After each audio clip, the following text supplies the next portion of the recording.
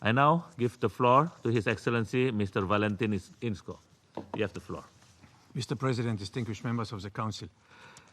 Before I start, I would like to take a moment to remember Lord Paddy Ashdown, who passed away in December. As High Representative, Lord Ashdown led the international community in Bosnia and Herzegovina through a critical period, implementing key provisions of the General Framework Agreement for Peace, building and strengthening the institutions crucial to reintegrating the country and its people. Lord Ashdown was quoted as saying on Bosnia and Herzegovina when he left, "It is a place you cannot leave behind." And he showed this to be true. Until the very end of his life, even just days before his passing, Lord Ashdown remained a vocal advocate for the country and a champion of multilateralism in an increasingly complex world. Ladies and gentlemen, last November, I reported to this Council on how the October 7 general election had defined the political events of the previous months. Now, 7 months on from those elections, the process of building coalitions and appointing governments continue to dominate the political dynamic in Bosnia and Herzegovina. While Republika Srpska and some federation cantons moved swiftly to form governments, regrettably there has been no appointment of a new state-level Council of Ministers or a federation government. Nevertheless, concrete discussions among parties on the state-level coalition appear to be more advanced now, as confirmed in my contacts with key political players before my departure. The international community expects a new Council of Ministers to be formed as quickly as possible, focused on forward-looking agenda of reforms. Over the last 6 months, we have continued to see a positive consensus among the political spectrum on the need for further integration of Bosnia and Herzegovina with the European Union. This was reflected in February, when the Council of Ministers finalized the follow-up responses to the European Commission's questionnaire, and in March, when BiH Presidency Chair Milorad Dodik personally delivered the answers to Brussels. As you know, there were almost 4,000 questions and accordingly 4,000 answers. Despite this positive political step, we have also seen a continuation of divisive and destabilizing rhetoric, sometimes from the very same leaders who profess a commitment to the country's EU path. This inconsistency poses a serious challenge to BiH. While Presidency Chair Dodik has worked with his fellow presidency members to find agreement on several important issues, he continues to speak against the statehood of Bosnia and Herzegovina. He continues to threaten the future secession of Republika Srpska and to assert that Republika Srpska is a state. For example, most recently saying that we are already separated. It just has not been proclaimed yet. He also stated that if Kosovo becomes a member of the United Nations, Republika Srpska would declare independence. To illustrate his intentions, he has on more than one occasion displayed a map of Serbia, joined with Republika Srpska, and a part of Montenegro as a single state. It is my duty to warn you of potential developments, but I would also ask the distinguished members of the Security Council, how might you react if a regional representative in your own country made such explicit statements and declared part of your country an independent state? The secessionist rhetoric and the long-standing policy of challenging the state of BiH unfortunately became a constant over the last several years. I believe, therefore, we should push back on these negative trends more decisively. In addition to separatist statements from some Republika Srpska political representatives, the main Croat parties persistently reject the judgments of international courts concerning their wartime leadership and seek to revive the structures of that period's parastate. To be clear, they are rejecting the judgments of an international court, the ICTY, which was created by this very body, the Security Council, in a unanimous vote in the year 1993. Also earlier this year, the main Bosniak party announced its intention to launch an initiative to challenge the name of Republika Srpska before the BiH Constitutional Court, which predictably led to further threats of secession. In this context, I must stress that the Constitution of Bosnia and Herzegovina establishes that the state of Bosnia and Herzegovina consists of two entities, the Federation of Bosnia and Herzegovina and Republika Srpska. The international community remains unwavering in its commitment to the territorial integrity and fundamental structure of BiH.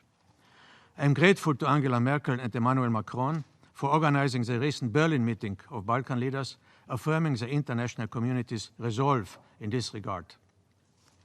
In contrast to statements from the BiH Presidency Chair challenging the statehood of Bosnia and Herzegovina and supporting the independence of Republika Srpska, I must acknowledge with pleasure that President Vučić of Serbia has continued to express respect for Bosnia and Herzegovina's territorial integrity and sovereignty, and most recently at the opening of the Mostar Fair on April 9, and following also the recent Berlin conference.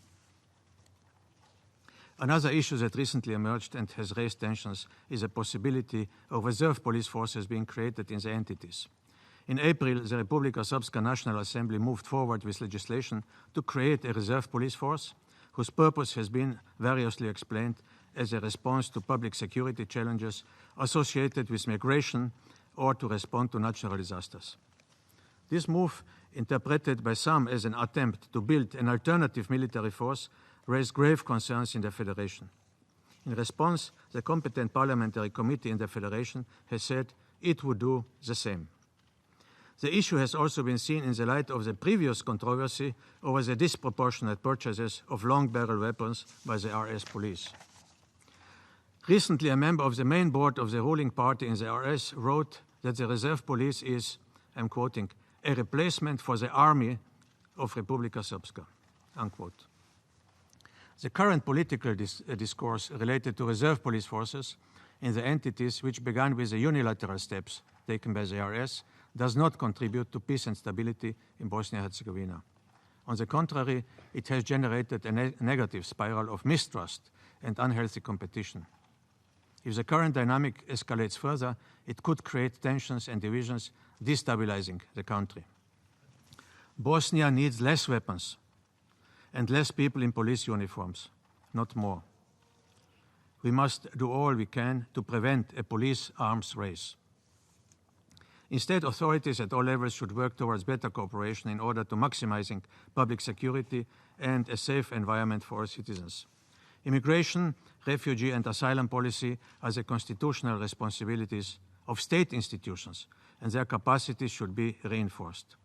This would be an appropriate example of better cooperation, and I have made this clear in my public statements. Given the region's recent past, these matters deserve the continued attention of this Council.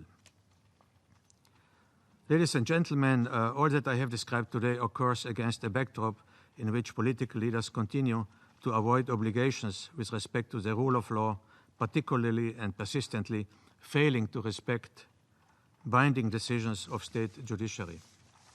I have previously mentioned the unimplemented decisions of the BiH Constitutional Court in the Ljubic case and on the electoral system of the city of Mostar, the latter of which has prevented the organization of local elections since 2008.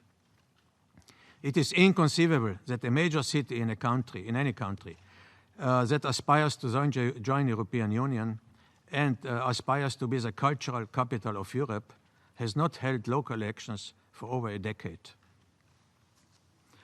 On the other side, the Republika Srpska authorities continue to refuse to respect judgment of the BiH State Court and the BiH Constitutional Court concerning the registration of defense property and the 9th January RS Day holiday. Additionally, the authorities in several federation cantons have failed to take necessary steps to ensure the equality of Serbs in those cantons. In those cantons, the Serbs don't exist in the cantonal constitution. So the Constitutional Court said this has to be changed.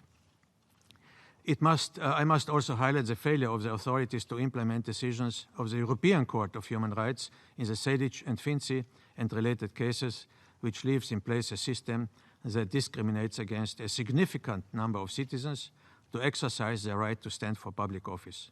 They can all vote, but they cannot be elected. A group of, say, 300,000 people. It is now 24 years since Dayton and almost 10 years since the ECHR first ruled on this issue, and representatives of minority groups still cannot run for the state presidency and the House of Peoples. For this group of citizens, one of the most sacred principles of civilization, égalité, does not exist for a quarter of a century. This is unacceptable, and the authorities must act without delay to remedy the situation. In the context of the rule of law, I must also report that following recent decisions to increase the sentence against Radovan Karadzic, we again saw denials of the genocide committed in Srebrenica, even though it has been confirmed by 2 international tribunals, one being the ICTY established by this body. We have also witnessed efforts over the last 6 months to curb freedom of expression and dissent. In December, the Republika Srpska authorities broke up the month-long daily protest in Banja Luka over what activities alleged was a cover-up in the suspicious death of a young man and have impeded attempts to organize new protests. As the authorities have expressed intentions to amend legislation related to public gatherings and the work of journalists, the international and NGO communities have spoken out against actions that would limit democratic rights and freedoms. In this context, I welcome that the Republika Srpska authorities have taken steps to reflect such concerns with regard to the law on public peace and order, and I encourage continued dialogue on related initiatives. Ladies and gentlemen, my intention today is to illustrate that Bosnia and Herzegovina still requires the attention and unified approach of the international community. We have long taken for granted that the great progress the country has made since 1995 and is somehow irreversible. But it is important that we recognize the backsliding when it occurs and acknowledge that our mission is not yet complete. The OHR is in BiH to ensure that the Dayton Peace Agreement, including the BiH Constitution, is respected and that the substantial reforms enacted to implement Dayton are not only maintained but completed. This functionality is a logical precondition for the country to meet the challenges ahead, including the integration aspirations supported by all major political parties. For my part, I continue to focus on fulfilling my mandate in accordance with Annex 10 of the Peace Agreement and relevant UN Security Council resolutions. It is imperative to insist that the authorities remain focused on full compliance, otherwise we risk encouraging further rollback on the reforms. At the same time, I cannot govern in place of the elected leaders of Bosnia and Herzegovina. Only they can take steps necessary to move the country forward. So I invite the political leaders in Bosnia and Herzegovina to exert sincere effort to overcome their differences and finally move forward with the appointment of the state and federation executive authorities and work with the authorities of Republika Srpska and the cantons to fully implement the Dayton Peace Agreement. Additionally, I implore the leaders to abandon the destabilizing and divisive rhetoric rooted in the past and take strides to keep the country moving forward on the EU path in the interest of all citizens whom they represent. It is of particular importance to establish a positive socio-economic environment and ensure rule of law in order to stem the exodus of brilliant young people, the country's most important national resource. Respected members of the Security Council, citizens of Bosnian and Herzegovinian origin are now sitting in the parliaments of Austria, in the House of Lords in the United Kingdom, and in at least one state legislature in the United States. Outstanding young people like them, who have remained in Bosnia and Herzegovina, represent hope for change and the future of the country. This is why I'm ending with an optimistic tone and also with Lord Ashton's quote that I mentioned at the outset. Bosnia and Herzegovina is a place we cannot leave behind. Thank you very much.